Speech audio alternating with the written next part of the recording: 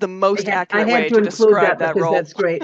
And suggest I'm going to put up the link to her website so everybody can go there and find out all the other things because I don't want to take up half the show doing it. I asked her to come on this week because she had written a brilliant uh, post. I thought of it as essay because I'm old. Um, No, about I describe them as essays. You are correct. I write essays. good. And but because we tend to get bogged down in individual situations, she attacked the real issue. And I said, yes, what a better spokesman. She put that so much coherently than I have. Let's see if we Thank can have her you. on. Would you like to run through the outline of what's going on? Yes, absolutely. I'd be happy to. So first, thank you so much for having me on Chipicon. And it's so lovely to see all of y'all jumping in on a Wednesday night. Thank you for hanging out with us this evening. It is gray and dreary here in Maryland, so I was looking forward to this all day long.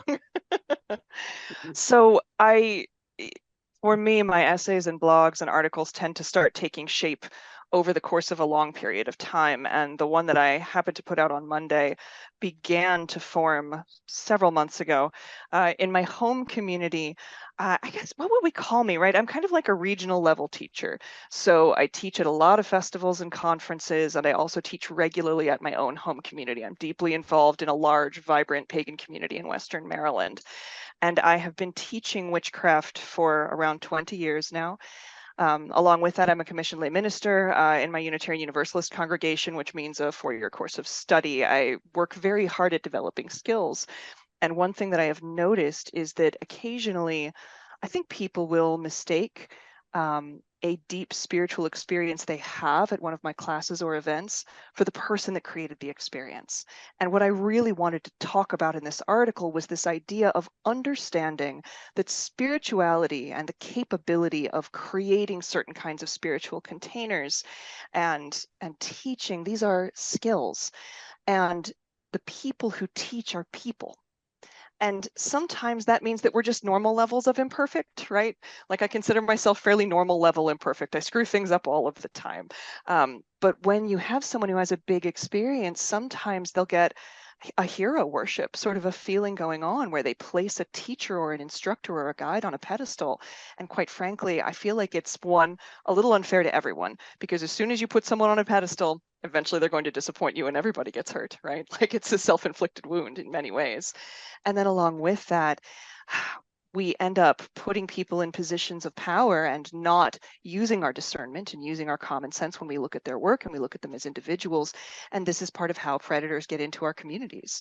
The sad truth is that about 8 to 10% of humans, by large scale studies, are some nature of sociopathic, which means we need to be aware of the fact, not frightened, but aware of the fact that there are people with antisocial tendencies. Sometimes they end up in spiritual communities.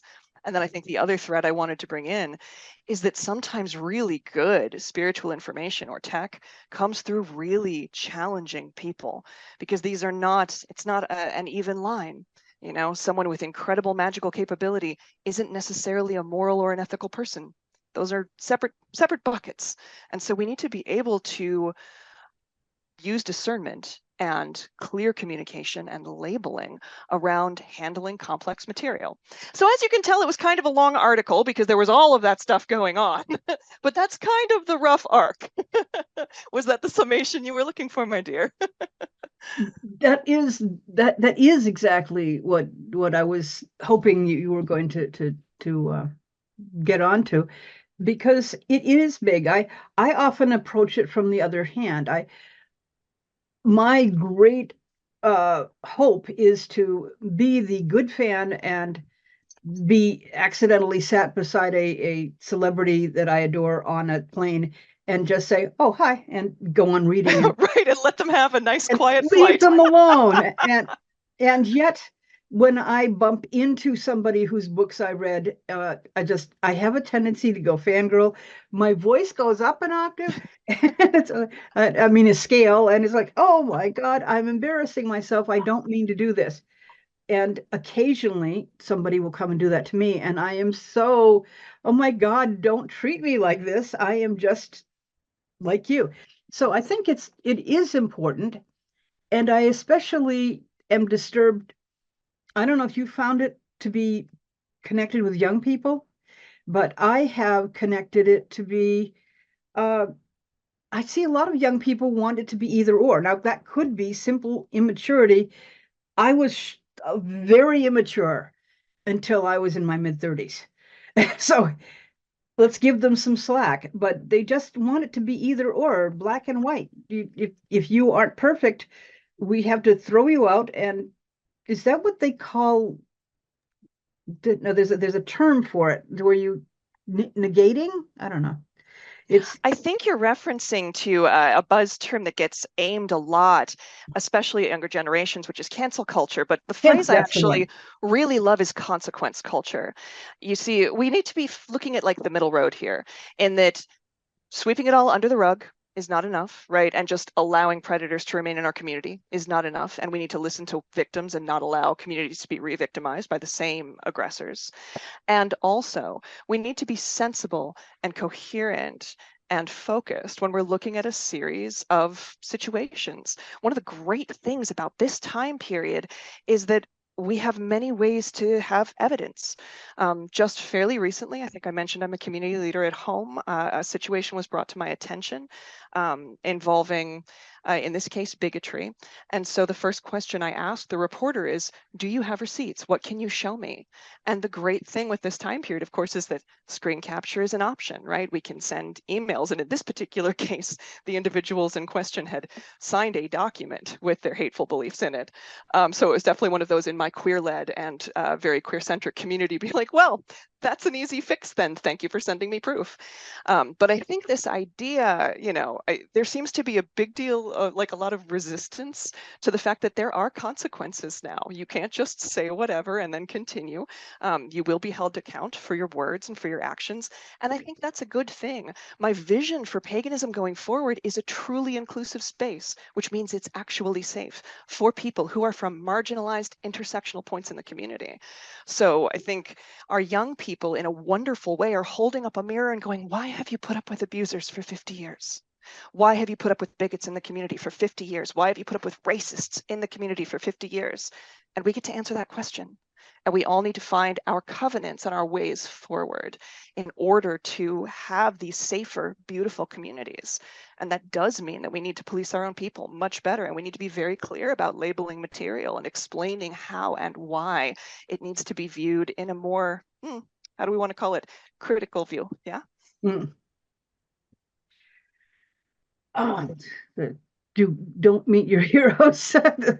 Yes. Yeah, exactly. Or just always allow people to be human, you know? Yeah. There are big differences uh,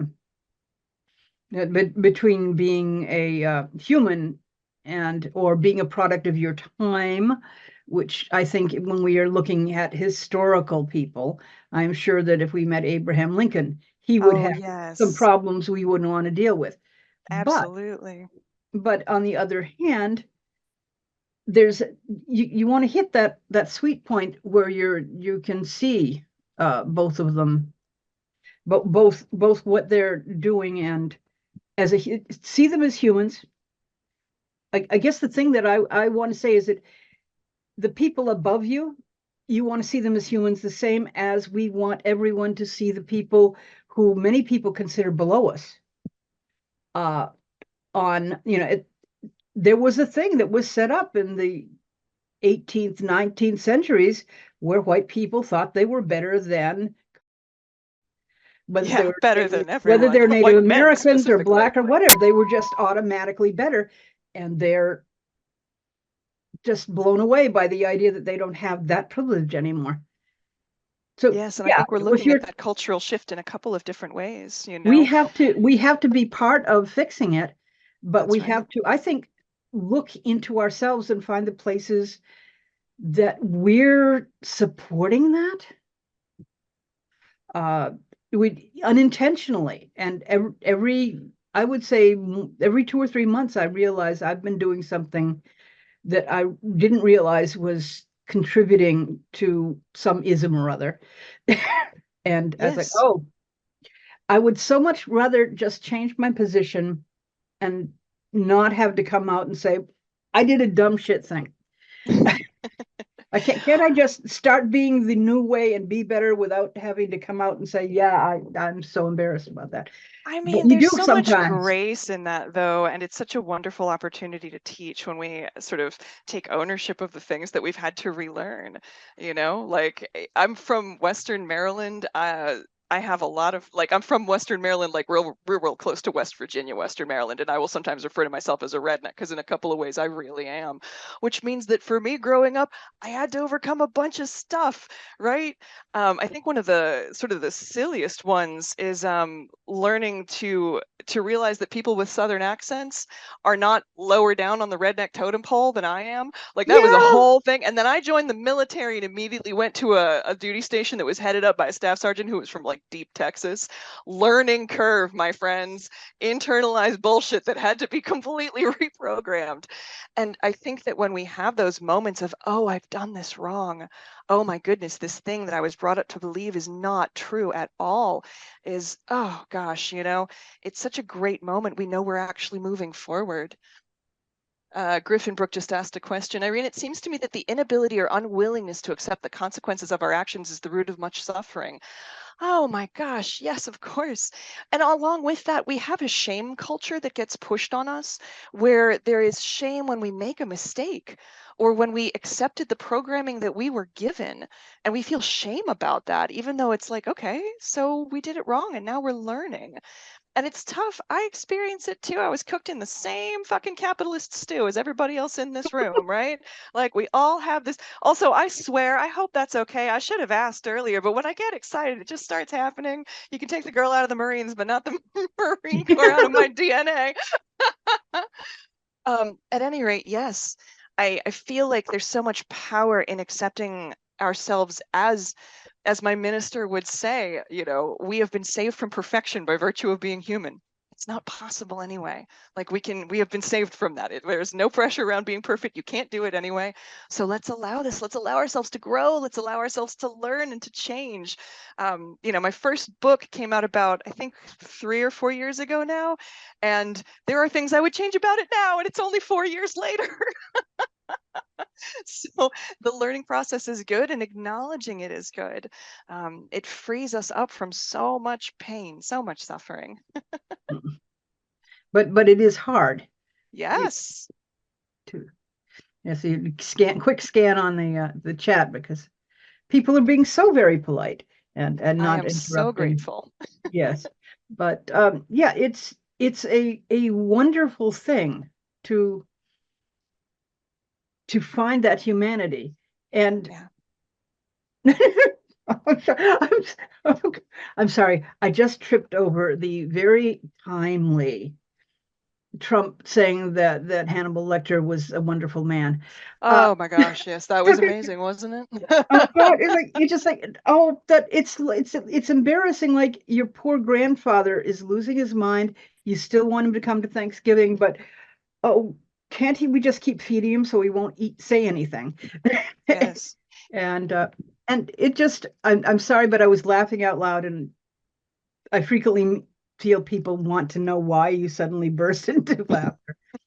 Well, and Um, it's a good example, I think, of the way people can be really complicated. My own grandfather could be an absolutely wonderful grandparent. He was at times incredibly kind. He was very smart, insightful, knew a lot of really wonderful history, and also was very racist. He was from an entitled white family that came from money and would say absolutely horrifying things. And that thing where you have to sit with, oh my gosh, how can this person that I love also have this darkness inside of them? This is where that complexity sits, right? And family dynamics are a different thing than a community. So sometimes we can go, oh my God, he's 96. I'm not going to fix it at this point in time. And we're just going to live with it. And grandpa's just going to die this way. And I guess that's going to be okay.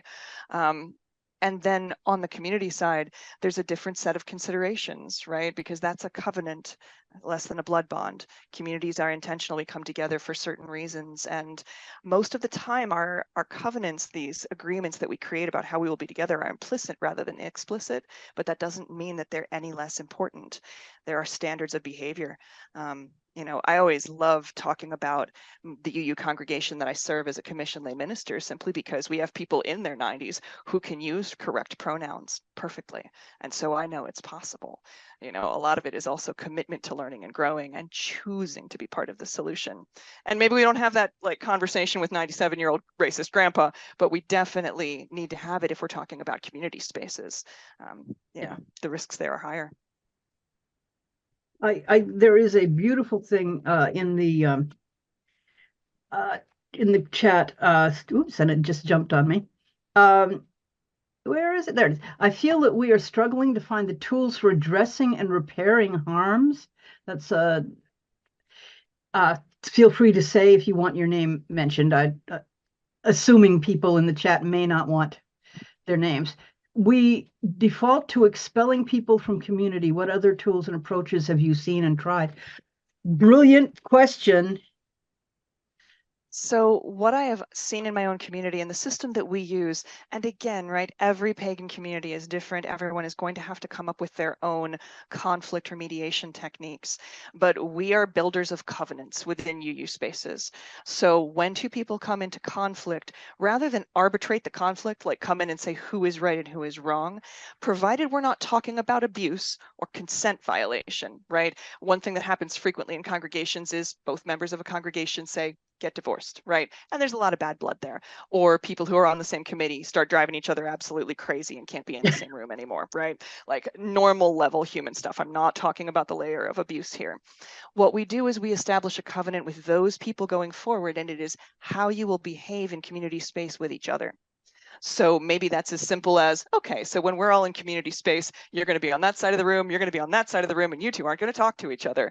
Or it might be you're going to speak to each other with respect. If one of you is speaking, the other one is going to listen. You're going to use reflective skills. The covenant changes depending upon the context.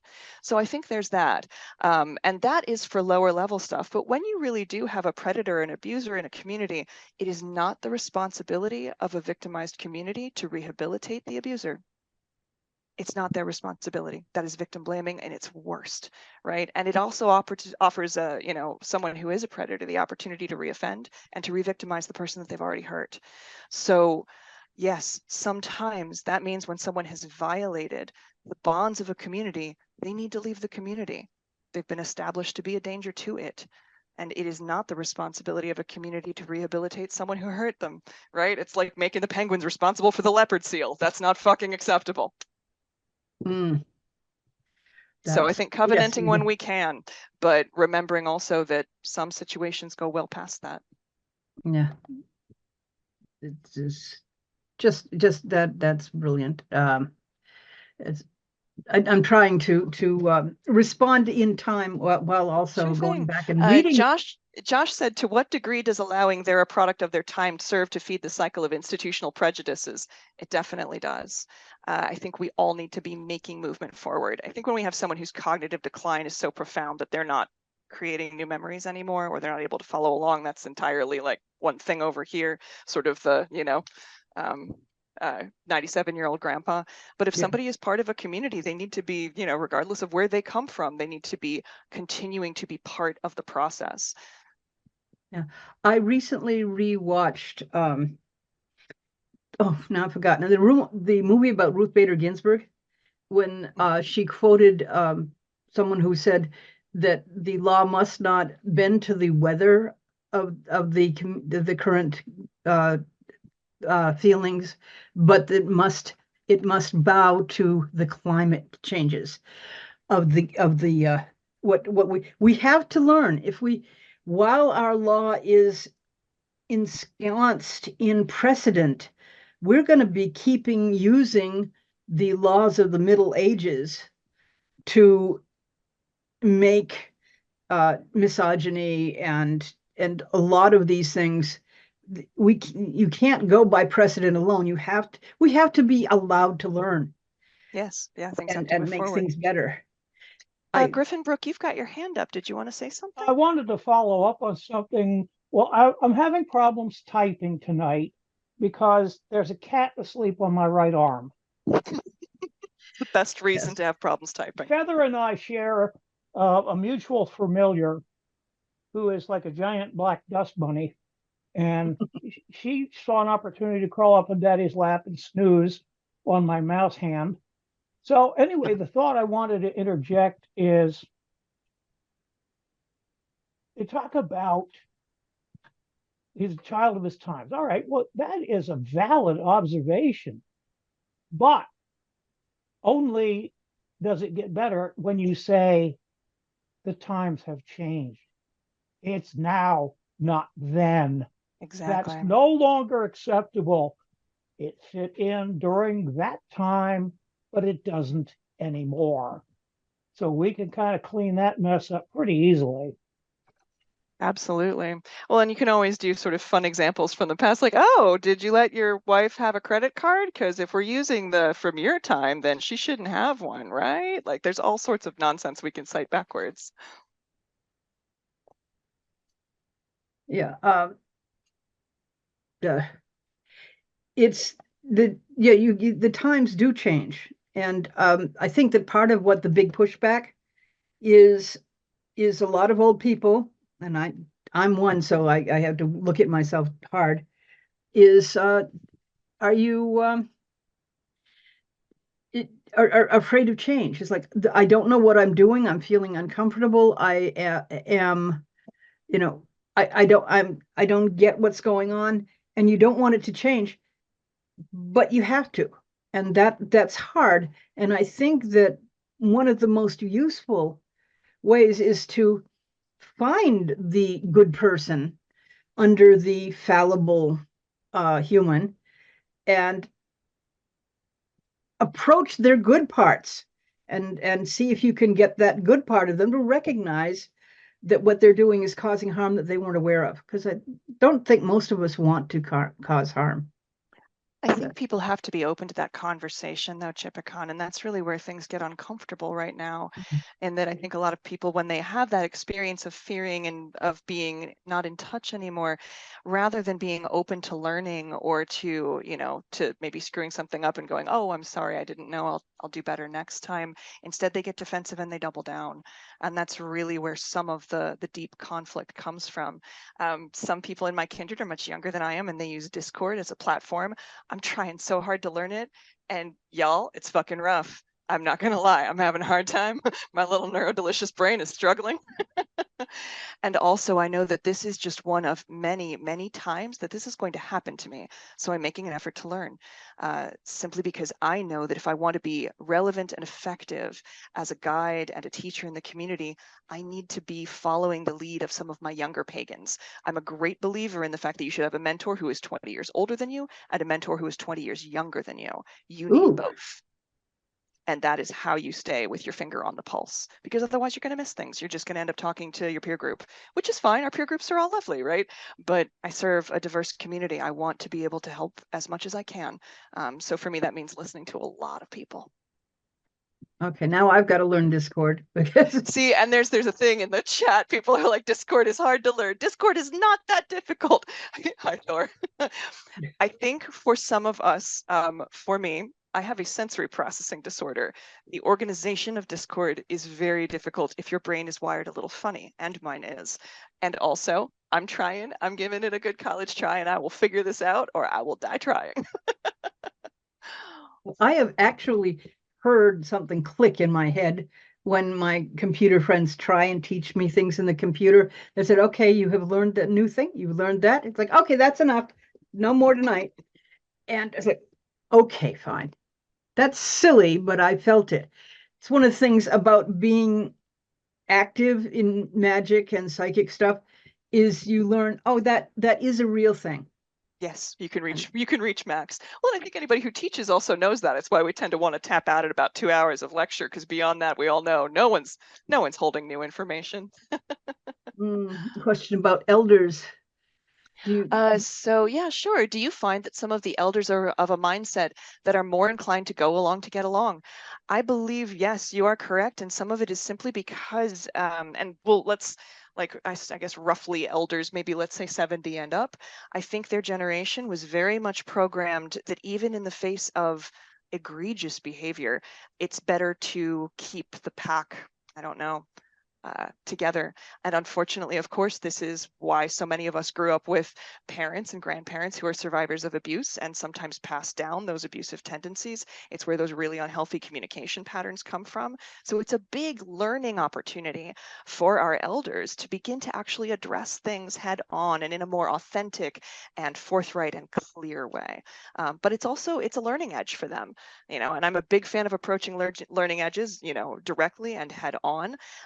One of the ways I approach conflict in my own community, particularly when it's an elder that's involved, is go, I know this is uncomfortable.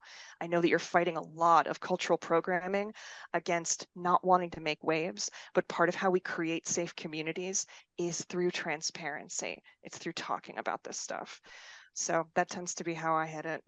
But I think you're right, Mary Alice. Yeah. Wow, great crowd tonight. Yeah, thank you all so much for hanging out. Yeah. But it is let's take a quick peek there. Just putting that onto gallery and look at all of the Well, we have a question. Did you cover this? Did you find that some of the elders are of a mindset it's more inclined to go along to get along? We were just talking about that one. I have been paying attention, I promise. I know, but Feather, you've been keeping an eye on all of the chat. You're good, girl. Thank you. And then Mary Alice followed up with what happens when they are in charge of community procedures. So I would say that that committee needs more members. Again, this is one of those ones where we need to bring the voices to the table that have traditionally been marginalized or are part of groups of people that are regularly have microaggressions committed against them. So if we're going to have a community procedures group, that community procedures group needs to have people who occupy intersectional spaces on it. So it can't just be a whole bunch of cishet white ladies like me, right? We need a little bit more diversity than that. And we need people who can speak to the challenges that are faced in community. One of the members of my community that I absolutely adore is always really great about bringing up ableism. I have the benefit of 2 legs that work. I'm fairly healthy. I just had my uterus removed, but other than that, I'm doing okay, right? But like, I can walk, I can pick up chairs and move them. I can move tables. I can stand for 20 minutes. And so I forget I am ableist, right? I have these tendencies in my head to just assume that everyone else can do that. And so having someone in my community go, Irene, we need to put chairs out. You're talking about a ritual that's going to take a minimum of 45 minutes. That's a really good thing to have. So your community procedures group needs to include folks that can be voices for the folks that do end up getting brushed to the side. And again, this is part of that building safe communities idea, right? We need to be platforming the right voices here. And let me scroll down. Yeah, this is just brilliant. I'm going to point out early here, if you are not being able to follow the chat easily, there's 3 dots at the top and you can save it and look through it later. Get some of the good points from the people who are. And if I may interject, Grandma has had her hand raised before and she's got it again. Oh. Go ahead, Grandma. Unmute yourself. Yeah, I wanted to raise my hand and not speak out of turn. Hi, Irene. Hi, Jenny. I feel, Irene, your blog post really brought a clarity to, things that had transpired within the heathen community last week. But this is you and I know, because Irene knows some of my history. I was involved with a pagan cult, a church masquerading for a tax shelter reason. And when Irene, Ash, and Ursa met me in 2016, it was at a different venue. And there I was, being the good old bomb-throwing anarchist that I can be, and calling somebody out for his ableism. So we were dealing with a workshop and a teacher who was having some mobility issues. And I was familiar with the people and the venue. And yeah, I also too feel there is this, I'm Gen X, and there is this generational thing going on. And I feel like, and no one be offended, I'm trying to be careful how I'm saying this, but I feel a lot of the older generation, the baby boomers, especially in the pagan community, because it was like you found community and the sort of fuckery that was accepted. You know, I mean, one thing, you know, and to refer like events from last week and the sort of cauldron that bubbled over there, the one person who was in the center of that controversy had to go through any child abuse clearances, they would have failed them. And I think also too, there's some of these standards that maybe we should look at and say, you know, what applies? Who are you around? Who are you going to expose to? I mean, also too, yeah, we are human and we are fallible, but I feel too that a lot of people, when they get into positions of leadership, are you there to serve? Or are you there for power? Are you there for power and control? I mean, the cult I was in, it was like, it was bad. You know, I left before the huge schism happened a few years later. I was like, oh yeah, it's nice y'all finally caught up. But I feel with the older, like with not all, but often what has happened is just the toleration of bad behavior. And like I said, I'm Gen X, and I feel like the younger generation, they are really like, they're like up to here. They're like, nah, we're done. No more. We're not having this. And heck, I don't blame them. I'm somebody too. I've been calling people out in different communities for decades. When I would see abusive behavior happening, I would step to somebody and be like, hey, don't do that. And having to deal with a lot of ugly stuff. I mean, Irene's been a counsel to me with a different situation that had happened, but I think I'm getting your point, Scrama. Yeah. And I think it's some of this is again about how we move forward and build safe communities. One of the big things, I'm actually planning an article from, well, it'll probably be Monday. It'll be done when I'm done and then it'll go up at some point in time, is, you know, this conversation then immediately leads to, okay, how do we build safe communities? And one of those big ones for me is clergy training. In most traditions of paganism, of witchcraft, we are really good about training technique. We're really good about training ritual. We are really good about training aesthetics. We're excellent at, you know, herbalism, candles, crystals, the magic. We don't train communication techniques. We do not train de-escalation. We don't train mental and physical first aid. We don't train a lot of things that are standard clergy training in the other large religions. And quite frankly, we are large enough that we need them now. So to your question of people ending up in power who have antisocial tendencies, some of how we train our clergy transforms that when we start having clergy who do have better training and who are better supported along with that, right? I've watched so many good priests burn out over the years because they're not supported, because people don't always realize that, yes, what we do is work, you know, that and it's exhausting work.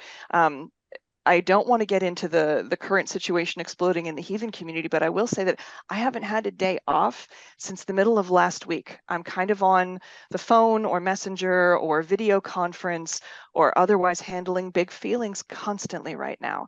And this is just part of being clergy. And I'm very grateful for the fact that my training includes a lot of those communication techniques, being able to hold space, all of the rest of that. But we need this to be widespread. You know, it also allows us to then call things out and resolve those issues. Yeah. We need to have processes for it. It is, and that is a huge point of just that sort of person skills, the interpersonal skills, the things we need. Those things. We've all seen too, like the title collectors. Yes, that's nice, but when you cannot deal with someone and counsel them and speak with them, yeah. And I think also too, there's a lot of people who have drifted away because of just, you know, it's another controversy. It's another thing. It's like we've seen this before. We've seen this before in other ways, in other places, we are doing better. I think a lot of us are shoving to do better, and There's I a appreciate the work that you're doing. Yeah. Thank you. I really do believe there's a cultural change happening right now. Also, I just want to address one thing that Arkenstone said in the chat, which is wonderful. When the enablers are rabid and outnumber you, I bow out. One thing that we need to all remember is the paradox of tolerance. And this is so important because most people view tolerance as some sort of, it's a trait. But within community, tolerance is a contract. And the paradox of tolerance is that if you tolerate everyone, eventually your space is only occupied by the intolerant. Predators come in, the good people leave in order to avoid being victimized, and then the ones that remain become victims. And eventually your space is just full of dangerous people, So instead, we need to be approaching tolerance as a social contract. So when we are in space with each other, here is what we will tolerate. Here's what we will agree with. These are the conducts that are going to be acceptable. Here's the language that is appropriate in this space. And if you do not abide by the social contract, off you go. You don't belong here. And so this is a really important thing to bear in mind. We shouldn't be just allowing everyone. There is a point at which tolerance becomes dangerous to the community. I was wondering about you were saying what we need is clergy training. Yes. And it's a long tradition going back to Wicca, I think, which really got paganism accepted more widely. So we have to be grateful, but there was you are a clergy. If everybody's clergy, you can be a clergy yourself. This was in reaction to the ordained Christian clergy. So what would you suggest we do to say, okay, this is an authentic clergy and this is just somebody who is calling himself hot shit? I think some of that is the work, right?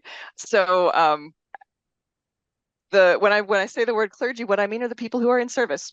Right. So our clergy is far more diverse than what we see in like the monotheistic traditions. Right. It's a lot more diverse than what we see in, we'll just call it out and say Christianity, since that's the big example that most of us are familiar with. Our clergy are the ones who serve. Right. So within the pagan world, our clergy are the festival organizers. They're the conference organizers. They are the priests, of course, but they're also people who are in service. And I'm lumping all of that under clergy because all of them are creating these incredible spaces for spirituality to happen.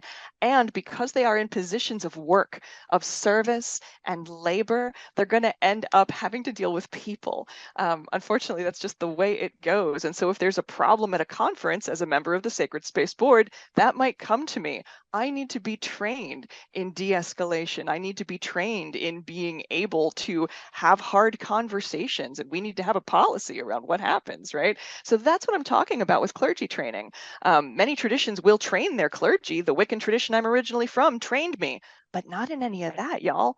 I could put together an absolutely baller fucking ritual, but I did not have communication skills trainings when I was a high priestess in that tradition.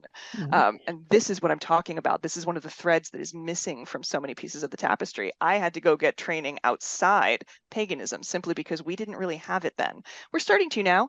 Cherry Hill Seminary has some good stuff, but the other thing I would say is that many times there is now a monetary or a fiscal roadblock to our clergy getting trained, particularly if you're like, I'll use my spouse as an example because they can't fight me on it. Our kindred, fairly small at the time, basically was like, you're the Gothar. You know the most about heathenry. You are in charge. We choose you, which means that they just kind of we just sacrificed them to the Norse gods. And I think that happens to a lot of people. If you're the most knowledgeable in the room, the one who's willing to do the work, you end up doing the work. And so suddenly you're clergy. And we need to make this accessible. We need to make it so that our clergy can handle interpersonal stuff. I remember discovering back when, so why don't hospitals have a list of pagans to call? Because a lot of pagans end up in hospitals and say, shall we get you a priest? It's like, no. But the hospital would be happy to have a pagan on staff that they could call when somebody, but they don't.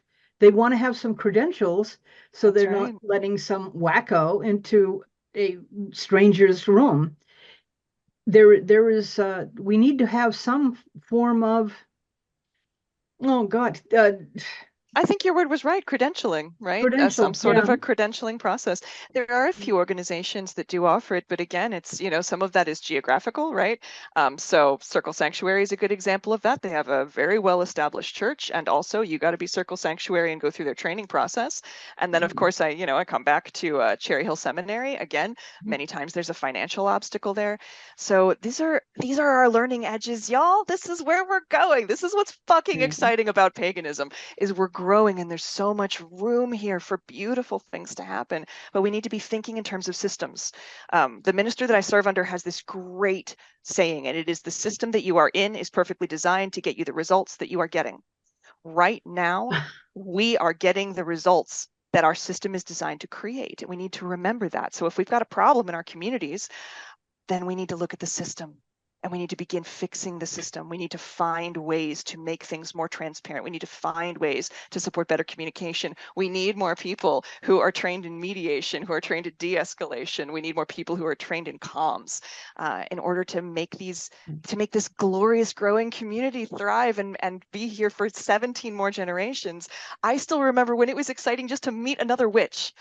Y'all remember that? Like those of you who were around in the 80s and the 90s and before, like it was amazing just to find another pagan, and here we are 20 years later and they sell our shit at Target. Fucking Target. It's incredible, but we've grown explosively and now we need to build the systems that keep us safe. Would it be considered an act of hostility to suggest this would make a great book? Good. I need a book idea, another book idea. Like I need a hole in my head. I love you, but oh God, no. I recognize how dangerous that is. Let's make it a hot potato and keep passing it till somebody. Yes. But I was gonna say, We would like someone to write a book on leadership, please, so we don't have to. Right, but it also sounded, that was all said with the same impassioned tone of voice of, oh no, not another learning opportunity. Okay, Josh, are you ready to unmute and ask or speak? Josh also had a good comment in chat. I just wanted to sort of thinking about the having a pagan clergy member in a hospital, that specifically, but that is sort of like a generalized template. Pagan is such a huge umbrella, and there's no infrastructure like you would have with, a rabbi or an Episcopal priest or, an imam. Like, the infrastructure they're coming from. And even if, the priest on duty is Episcopal and you're Catholic, they're close, right? Yeah. If the pagan clergy member on duty is Celtic tradition and you're coming at it from an African tradition, there's no there's so little overlap that it's like, okay, you're just a guy in my room. Yeah, and although I remember when my husband was doing the cancer dance, every time the Jewish clergy would lose a patient, she would then come to hang with us for a half an hour afterwards, because my husband was so upbeat, and it was just we noticed the pattern. It's just it's hard to lose a patient, which happens a lot in a cancer ward. So one thing I will say about hospice and hospital and chaplaincy work, which I do some of, is that good chaplains are trained in how to build a prayer for a deity or a pantheon that we don't follow. So as someone who does have the credentials to go into a hospital, I do end up with, working with pagans that are not of the same path that I am. A really good example is I was part of end of life practices for someone who is strongly Celtic path. And of course, I am a heathen. And also, I can put together a mean prayer to Bridget, y'all. And any chaplain worth their salt should be able to do the same thing. So I think some of this also is a little bit around the training for people who do choose to work in community in that way. Not everyone who is clergy is going to want to work in death spaces or to be available to a hospital. But I think for those of us who are called to that kind of community work, we're really interested in learning the skills that allow us to act as interfaith ministers in a good and a healthy way. I can build a prayer to, Yeshua of Nazareth. I can build a prayer to almost any deity you name. I can build a prayer to Spirit of Life that will be meaningful and helpful for the person who is suffering or who is transitioning. And that's part of that skill set, and should be, Griffin Brook, you got your hand up again, darling. You want to say something? Yeah, I did, because you talk about hospice. I worked in hospice, and That's awesome. Thank you for that. yeah, I was a specialty trained home health aide Mhm. for what had been the Visiting Nurse Association in Syracuse here, later to Home Aides of Central New York, and then a rebranding later. But they were delighted when I signed up in 2016, because it's like I said, they wanted more old guys to take care of the old guys. But I took two specialties: mental health, which I took out of self-defense, because if I met a psychopath, I wanted to know it, and hospice, which was trained by Hospice of Central New York. And I found that some of the most rewarding stuff. And it was, well, first of all, people say, how can you do that?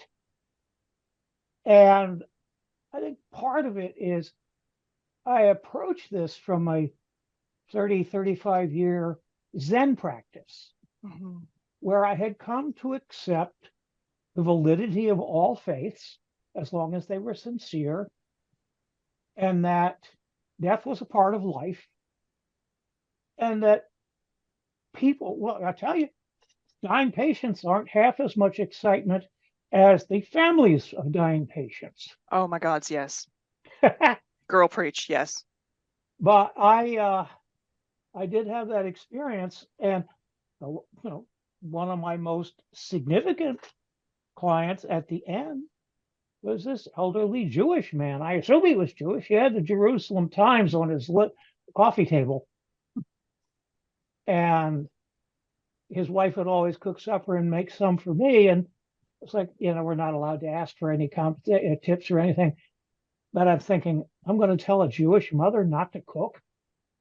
So, but yeah, and then I realized in reflection and a lot of experiences and discussions with Feather Stitch over the long time we've been married, that I guess kind of innately I've had this lifelong ministry to care for the sick and the dying. It's a good calling. No matter how I do it. Yeah. So as long as the person is sincere and open about who they are, I can say, I get where you're coming from. And I certainly try.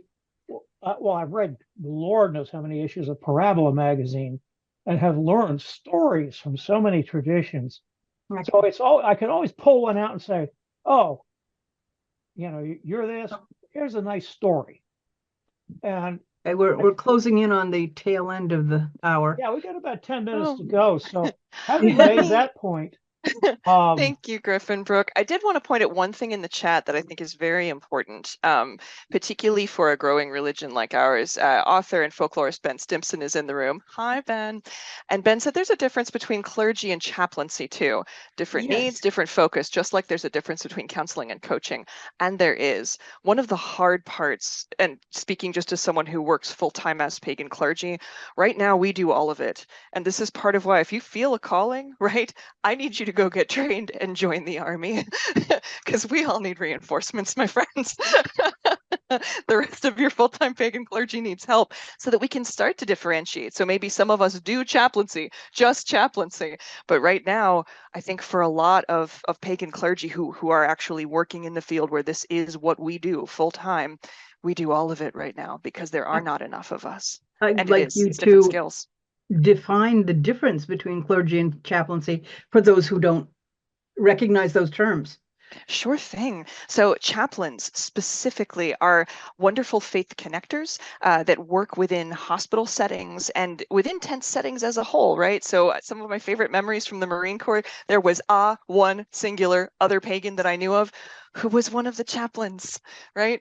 And it was awesome. We had this kind of like secret coded language where we'd speak to each other in front of others. And she was the officer who did one of my promotions. She promoted me to corporal. And of course, clergy is this idea more of serving a, let's call it a congregation, a wider populace, right? So chaplaincy does a lot more individual counseling, individual care, specialized smaller group. Clergy is a wider thing, right? These are also your ritualists and your liturgists.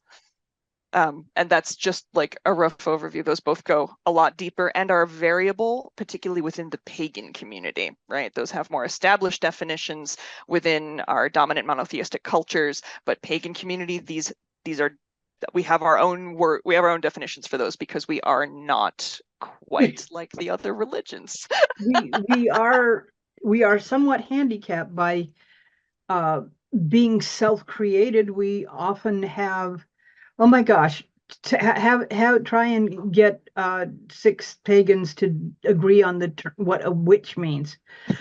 You'll get 15 different definitions. And 2 fistfights will break out. It'll be fun. Let's do this. Let's have this conversation. We do that every so often, but yeah, words can get in the way, and that's why one of my jobs is to get people the guests to say, oh, we need those words defined. Feather said in the chat, so how do we get training? How do we search for the sources? So some of this is, please look around your communities for available pastoral counseling training. A lot of progressive congregations of various kinds, Unitarian Universalists, but also like Unity, will offer pastoral counseling training. And again, this is like spiritual companioning style. This is not going to give you a certification to give anybody therapy, right? But it'll help you walk with people as a member of their faith, as a companion when something gets hard, right? It'll help you hold that space. Those can be really useful. Most of the time, they're single-day immersions.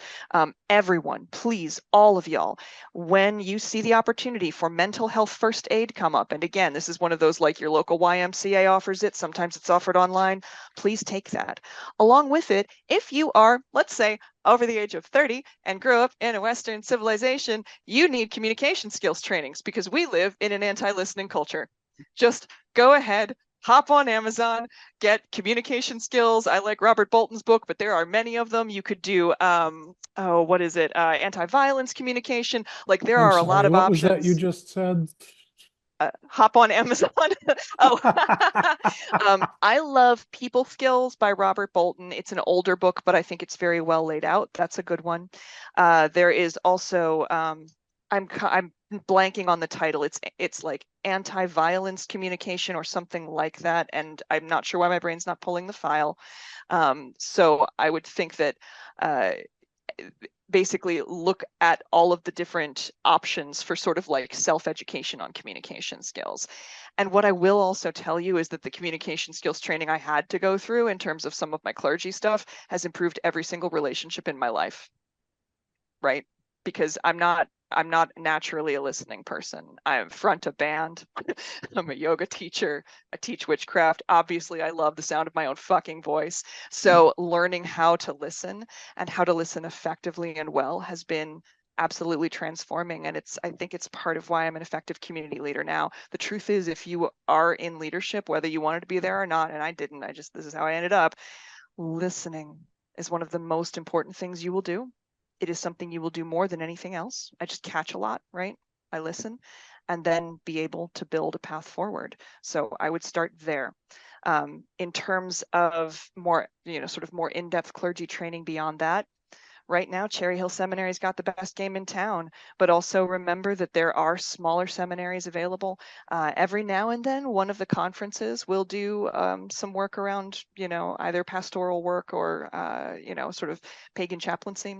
Those are workshops that are worth attending, but it's tough. We're decentralized. Nonviolent communication, Tony, thank you. God, I fucking love you. Yes, Nonviolent Communication by Marshall Rosenberg. Saved by the chat. That was the other book. Yay. I like, there's some class, there used to be classes on tape, old things from Modern Scholar.